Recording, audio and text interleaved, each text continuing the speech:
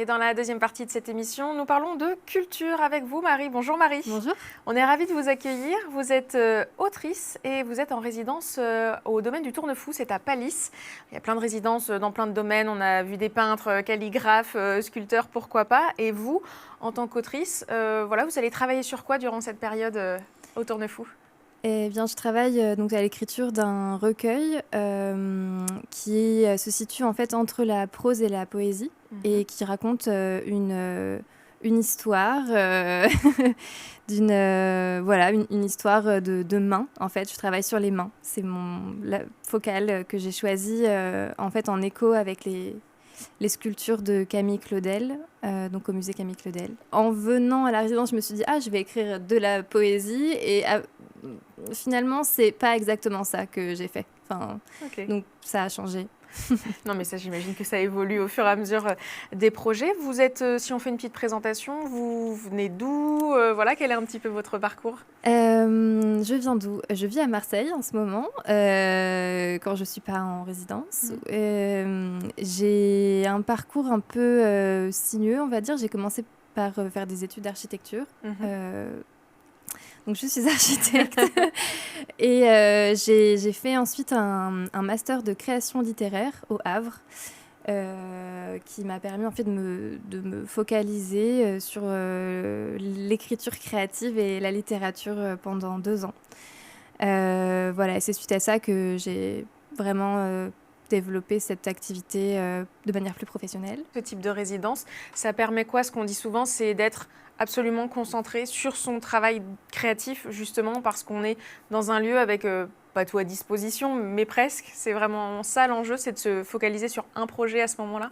Ouais, c'est ça. En fait, en tant qu'artiste ou autrice, on est quand même contraint à la vie matérielle, on va dire. Donc, écrire et gérer la vie quotidienne, c'est pas toujours simple. Et en fait, les résidences permettent de se décharger complètement de cet aspect-là alimentaire, et de se plonger dans une création pendant, en l'occurrence, c'est 2 mois. Donc, c'est vraiment super. En fait, c'est un très, très bon temps pour s'immerger et pas perdre le fil de la création. Et le lieu est réputé pour son calme, le côté verdoyant, propice justement à la réflexion, à l'inspiration. Vous le ressentez ça depuis que vous êtes arrivée ? Oui, complètement. C'est vraiment des conditions de création optimales. Le lieu est magnifique. C'est un lieu qui est reculé, donc vraiment propice à la concentration. Et en plus, qui est très, très beau.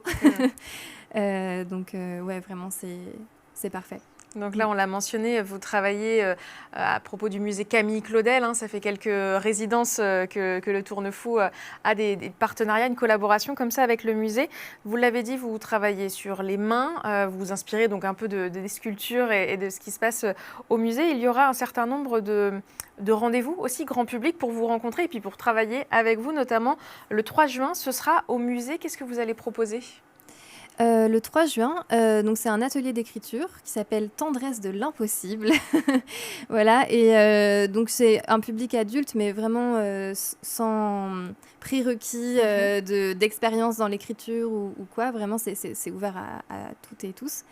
Et donc on va travailler sur la notion d'empreinte. Donc qu'est-ce qui peut laisser des empreintes en nous et nous, qu'est-ce qu'on laisse comme empreinte ? C'est ce que je vais proposer. Après, à chaque fois, chacun et chacune s'empare du sujet de manière très libre et ouverte. Ce sera de quelle heure à quelle heure il faut réserver ? Il faut réserver sur le site du musée et ça sera de 14h30 à 16h. Ok, donc dans l'après-midi, cet atelier d'écriture le 3 juin. Autre rendez-vous, l'ouverture de l'atelier le 10 juin, donc là, retour à Pallis. L'enjeu, c'est pareil, c'est quoi pour ce type d'événement ? C'est de venir à votre rencontre, de montrer là où vous avez travaillé pendant plusieurs mois ? Exactement, oui, tout à fait. C'est vraiment des rencontres informelles et montrer peut-être les coulisses de la fabrication d'un livre. D'un texte. Là, il se trouve que j'ai un atelier, donc c'est vraiment super.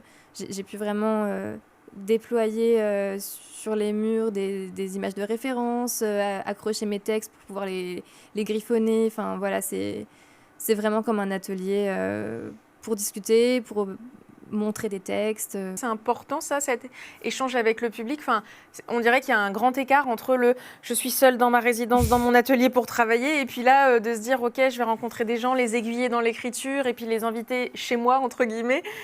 C'est important de combiner les deux.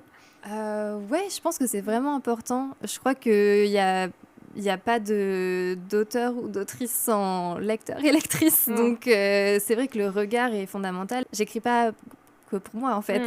J'écris pour être lue et ça fait exister mon travail que des personnes puissent s'y confronter. Et l'aboutissement, entre guillemets, de cette résidence, ce sera justement, donc elle se termine le 12 juin et donc le 11, c'est le vernissage. Ce sera au musée Camille Claudel. Ça consiste en quoi ? Je vais exposer des parties de mon texte dans le musée de manière à ce qu'il entre en dialogue direct avec certaines sculptures. Et ce sera a priori une exposition qui sera visible tout l'été. Et donc le jour même, dans l'après-midi, il y aura une lecture musicale de mon texte, accompagnée d'un musicien. Voilà. Vous vous sentez comment ? Vous avez hâte ? Il y a encore de la pression parce qu'il y a encore quelques petites semaines, mais ça arrive vite. Oui, ça arrive vite. Un peu de pression, mais ça va être très bien, je pense. Ça va être joyeux. Et du coup, voilà, on peut vous rencontrer à la fois atelier d'écriture le 3 juin au musée, portes ouvertes le 10 juin à Palisse au Tournefou, et donc ce fameux vernissage d'exposition. Donc voilà, vous serez sur place le 11, c'est ça, oui, le 11 à Nogent-sur-Seine. Et puis éventuellement, après, on peut voir vos travaux qui continuent. Vous avez déjà des projets pour la suite ? Oui, ouais, j'ai toujours plein de projets sur le feu. Un livre de littérature jeunesse en partenariat avec un ami qui fait des illustrations. Et je fais partie d'un collectif d'autrices qui s'appelle FAP, Frontières à petite échelle. Et donc on est 5 femmes qui écrivons et voilà, avec elles on a pas mal de projets aussi. Donc voilà, on pourra vous recroiser, vous retrouver dans d'autres circonstances. Merci beaucoup, Marie, d'avoir été avec nous. Et j'en profite pour préciser qu'il y a aussi une exposition au domaine du Tournefou en ce moment à Palisse. C'est une artiste qui s'est installée pas loin de chez nous, dans Lyon. Elle s'appelle Wanda Skonieczny. Désolée pour la prononciation, c'est pas ma langue de référence. Voilà, elle expose à partir du 20 mai, donc c'était il y a quelques jours, et jusqu'au 6 août, ses œuvres visibles donc mercredi, samedi et dimanche, 15h-19h, entrée libre évidemment au Tournefou. Donc n'hésitez pas à y faire un tour. Et puis du coup, ce sera l'occasion, si on vient pour vos ateliers, enfin pour la porte ouverte le 10, de voir aussi ces œuvres qui sont accrochées là-bas. Merci beaucoup, Marie, d'avoir été avec nous. Et c'est la fin de cette émission. On se retrouve la semaine prochaine.